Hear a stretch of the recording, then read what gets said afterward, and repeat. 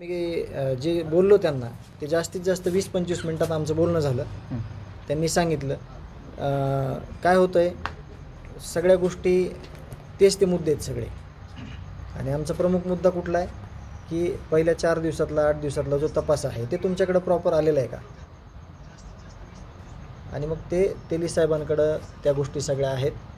ते उद्या येतील, आम्हाला बोलवतील, ह्याच पद्धतीनं आम्ही येऊ.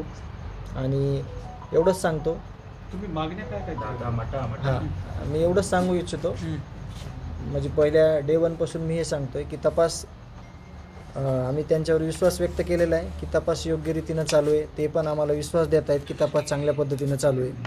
कुठंही कुणाला कुठं सोडलं जाणार नाही. जे आरोपी आहेत, जे कारस्थान करणारे आहेत, त्यांना कुणालाही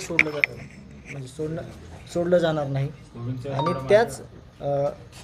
त्याच गोष्टीवर आम्ही पण पुढं करतो आमचं. पण तुम्ही सकाळी जे आंदोलन केलं होतं त्या आंदोलनानंतर मुख्यमंत्र्यांशी तुमचं बोलणं झालं, नेमकं काय होतं? मुख्यमंत्र्यांनी तुम्हाला काय आश्वासन? नाही झालं बोलणं माझं. नाही झालं? नाही, माझे मुख्यमंत्र्यांशी त्यांनी पोलीस अधीक्षक आणि CIDच्या ऑफिसरला फोन केला.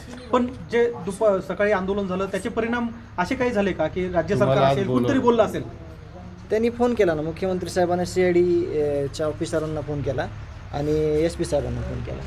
मग त्यांनी सांगितलं असं की काय तपासात म्हणजे काय माहिती करून द्यायची आहे कुटुंबाला वगैरे.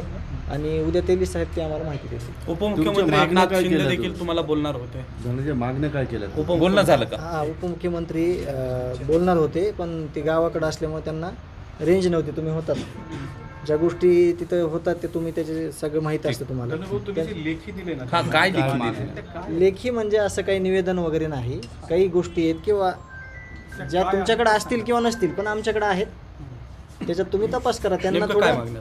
तुमच्याकडे काही पुरावे आहेत का? काय पुरावे नाहीत, काहीच नाही. फक्त चर्चा केली आम्ही की हे एखादी गोष्ट त्याच्यातनं नजर चुकीनं, समजा तुम्ही ह्या व्यक्तीला पण एखाद्या विशिष्ट फोन आला होता, त्याची तपासणी झाली आहे का, अशा काही गोष्टी बोललो मी.